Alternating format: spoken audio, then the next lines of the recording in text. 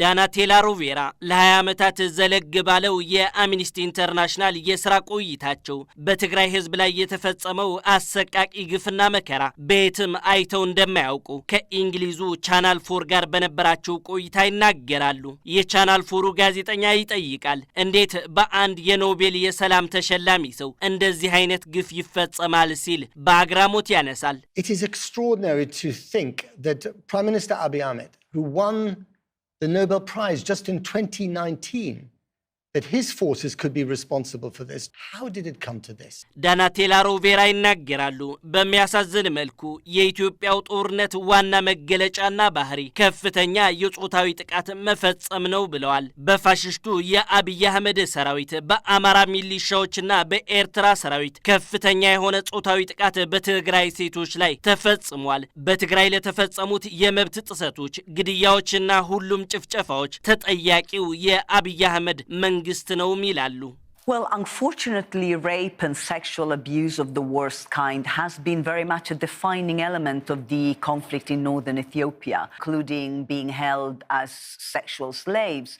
by government forces, members of the Ethiopian army, members of Ethiopian Amhara militias who were working with the Ethiopian army, and Eritrean soldiers who were working alongside the Ethiopian soldiers. All the violations, whether it was the rape or the mass murder, massacres, were committed by government forces. የቻናል 4 ጋዜጠኛ ጥያቄው ሲያስከትል ዓለም አቀፉ ማህበረሰብ ይህንን ያህል ግፍ በትግራይ ሲፈጸም የት ነበር ይላል። ዳናቴላ ሮቬራ የኢትዮጵያ መንግስት የሰብአዊ መብት ድርጅቶችም ሆነ ሚዲያዎች ገብተው ምርመራ እንዳያካሂዱ ከልክሎ ነበር። የግንኙነት መስመሮችን በሙሉ አቋርጦ ስለነበር ገብተን የተጎዱም ሆነ ሐኪሞች ለማናገር አልቻልንም ነበር ብለዋል።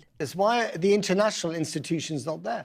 Well, we cannot be there because the government of Ethiopia has not allowed not just Amnesty International, but no international human rights organizations have been allowed to go and investigate on the ground. And the media have been terribly restricted. And of course, both sides have been imposing blackouts, so cutting all communications. So speaking to people remotely, to the victims and the survivors and to the doctors has been incredibly difficult. ጋዜጠኛው በትግራይ ምድር ይህ ሁሉ ግፍ የተፈጸመባቸው ዜጎች ፍትህ አገኙ ወይ የሚል ጥያቄም ያነሳል። የአምኒስቲ ኢንተርናሽናል ባለሙያዋም ምንም የለም ብለዋል። ምንም እንኳን ምርመራ እንደ አዲስ ለመጀመር የተዋቀረው ዓለም አቀፍ ኮሚቴ ቢኖርም ገብቶ ስራውን እንዳይሰራ ግን በኢትዮጵያ መንግስት ተከልክሏል ብለዋል። And what hope of justice is there for these poor women and girls? Of course, efforts at the international level. There is a panel of experts that has been created by the UN Human Rights Council, but probably it will not be allowed on the ground to investigate either.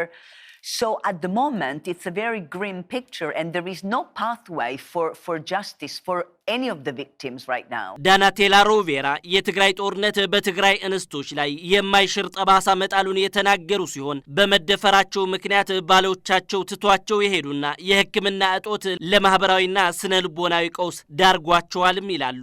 Their husbands have left them since they were raped. The other issue is that the conflict has left medical facilities in tatters.